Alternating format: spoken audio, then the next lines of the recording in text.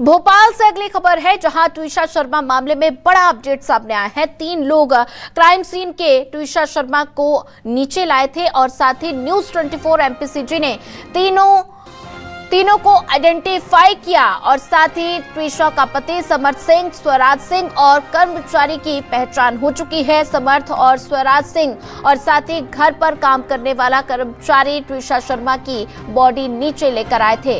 Congress party से जुड़ा है स्वराज सिंह बघेल और साथ ही स्वराज सिंह है समर्थ का कजन ब्रदर और साथ ही एसआईटी ने स्वराज के भी बयान दर्ज किए हैं। एसआईटी पूरे मामले की हर कड़ी की जांच में जुटी हुई है।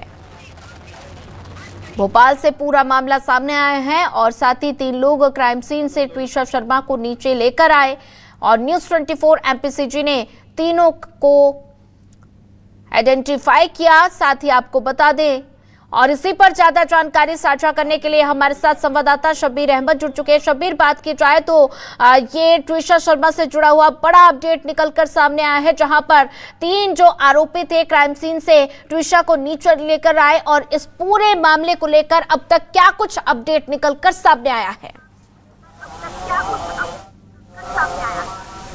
देखिए सोनिया, बात की जाए तो ट्विशा शर्मा के मामले में एक के बाद एक खुलासे होते हुए नजर आ रहे हैं। कल हमने देखा था कि 12 दिन के बाद ट्विशा शर्मा का अंतिम संस्कार किया गया, लेकिन इन सब के बीच खबरें जो निकलकर सामने आ रही है, हम देखेंगे कि ये वो घर है जहां पर ये पहले दिन से सबसे पहले जो महत्वपूर्ण सवाल उठ रहे थे कि ट्विशा शर्मा की बॉडी को छत से कौन लेकर नीचे आया था। तो 3 लोगों के नाम सामने आ रहे थे, समर्थ सिंह यानी ट्विशा शर्मा का पति, नौकर और जो तीसरा व्यक्ति है वो है स्वराज सिंह बघेल। और स्वराज सिंह बघेल के बारे में जानकारी ये निकलकर सामने आ रही है कि वो कांग्रेस पार्टी से जुड़ा हुआ है। टैलेंट हंट अभी कुछ दिन पहले जो कांग्रेस के अंदर हुआ था, जिसमें नए प्रवक्ताओं की एंट्री करवाई जा रही थी, यानी नए प्रवक्ताओं को चुना जा रहा था, उसमें उसने भी इन्वॉल्वमेंट हुआ था, यानी उसमें वो शामिल हुआ था टैलेंट हंट की प्रक्रिया के अंदर। और उसके बाद से टैलेंट हंट की प्रक्रिया के बाद कई मीडिया चैनलों में उसने बाकायदा डिबेट भी करी थी, यानी कांग्रेस का पक्ष भी रखा था। और उन सबके बीच बात की जाए तो अब स्वराज बघेल का नाम सामने आ रहा है और स्वराज बघेल से भी एसआईटी ने पूछताछ करी है। ये स्वराज बघेल का घर है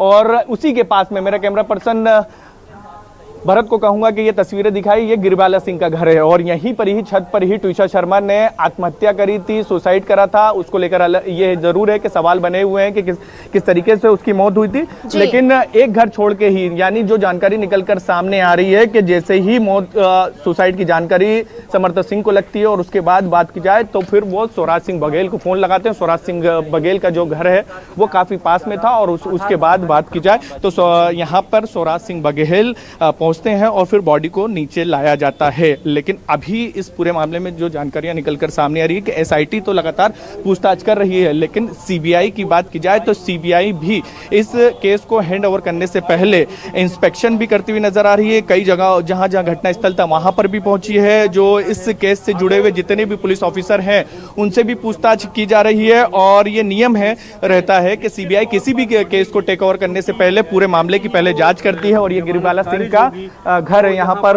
एक अभी यहाँ पर अंदर नौकर मौजूद है, लेकिन अब बात की जाए तो यहाँ पर जो मौजूद थे वो भी अभी कुछ देर पहले ही यहाँ से रवाना हो गए और सबकी निगाहें अभी जबलपुर हाईकोर्ट पर टिकी हुई है सोनिया। और इसलिए टिकी हुई है कि वहां पर अग्रिम जमानत जो मिली थी भोपाल जिला अदालत से, उसको चुनौती दी गई है ट्विशा शर्मा के परिवारजनों की तरफ से। और इसके साथ साथ बात की जाए तो राज्य सरकार ने भी वहां पर अपने वकील खड़े किए हैं। तो यानी अब जबलपुर हाईकोर्ट की तरफ से जो फैसला आता है अग्रिम जमानत को लेकर, फिर उसके बाद अगला देखना होगा क्या आत्मसमर्पण करेंगे गिरबाला सिंह या फिर उनको वहां से राहत मिलती है। लेकिन अभी फिलहाल जो चीजें जिस तरीके परिस्थितियां बन रही है, गिरबाला सिंह की मुश्किलें बढ़ती हुई नजर आएंगी। और नया अपडेट ये सामने आया है कि जो 3 लोग थे जो ट्विशा शर्मा की बॉडी को जिन 3 लोगों ने नीचे उतारा था, उनकी बात की जाए तो उनमें से 3 लोगों की पहचान कर ली गई है। तीसरे शख्स को लेकर जो स्वराज सिंह बघेल के बारे में जानकारी निकलकर सामने आ रही है, वो समर्थ सिंह का कजिन ब्रदर है, यानी गिरबाला सिंह उसकी मौसी हैं। और इसी के कारण वो ये कह सकते हैं कि सबसे पहले जो संपर्क किया गया था समर्थ सिंह की तरफ से वो स्वराज बघेल को ही किया गया था। और स्वराज बघेल सबसे पहले घटनास्थल पर भी पहुंचता है और बॉडी को नीचे लाता हुआ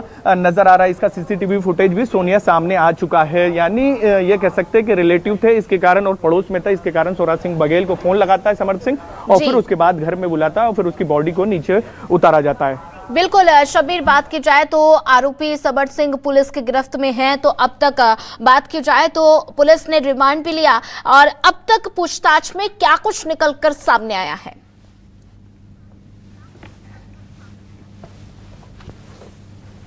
देखिए सोनिया, पूछताछ में जो चीजें निकलकर फिलहाल सामने आई है समर्थ सिंह से, पहले तो उसने ये बताया है कि फरारी के दौरान, क्योंकि करीब 10 दिन तक के वो फरार रहा था, पुलिस के साथ वो लुका छुपी का खेल खेलता नजर आया। भोपाल कोर्ट में उसको वहां पर सरेंडर करना था, लेकिन वो पुलिस से भी बचता हुआ नजर आया और उसने गया कहाँ, जबलपुर गया। लेकिन जबलपुर में जब सरेंडर करने से वहां पर इनकार कर दिया गया कि कोर्ट ने कहा कि आपको यहाँ नहीं सरेंडर करना होगा, भोपाल सरेंडर करना होगा। फिर उसके बाद भोपाल पुलिस वहां पर पहुंचती है, उसको गिरफ्तार करती है, फिर भोपाल लाते हैं, भोपाल कोर्ट में उसको पेश किया जाता है, फिर वहां से 7 दिन का रिमांड लिया जाता है और अभी फिलहाल पूछताछ उससे की जा रही है। पिछले 2-3 दिन से उससे लगातार पूछताछ की जा रही है और खुलासा ये होता हुआ नजर आ रहा है कि वो लगातार ट्यूषा शर्मा के कैरेक्टर पर सवाल उठाता हुआ नजर आ रहा है। जो गिरबाला सिंह को लेकर भी एक ऑडियो सामने आया था, हमने सबने सुना था उस ऑडियो के अंदर, और उसके ऑडियो के अंदर भी जो मेजर हर्षित सिंह हैं, जो ट्यूषा शर्मा के भाई हैं, उनसे भी कई सवाल जवाब करती भी गिरबाला सिंह उस ऑडियो के अंदर, कथित ऑडियो के अंदर सुनाई दे रही थी, जिसके अंदर निजी जीवन के बारे में पूछती हुई नजर आ रही थी कि उसके पुराने रिश्ते क्या हैं, इन तमाम चीज़ों को लेकर। यानी ट्यूषा शर्मा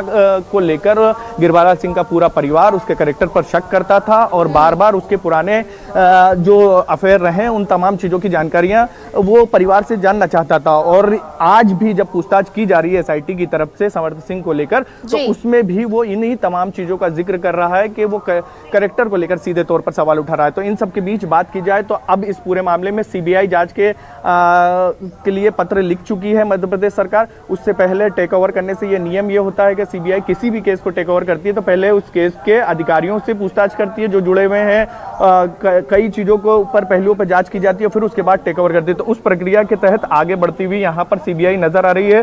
कल सुबह से लेकर कल देर रात तक के CBI ने टीम ने अलग अलग जगहों पर भोपाल में छानबीन भी करी है। पोस्टमार्टम को लेकर जो सवाल उठे थे कि जो फंदा लगाया गया था उसकी जांच नहीं की गई थी, उसको लेकर भी इन्वेस्टिगेशन ऑफिसर से पूछताछ की गई कि आखिर इतनी देरी क्यों हुई है।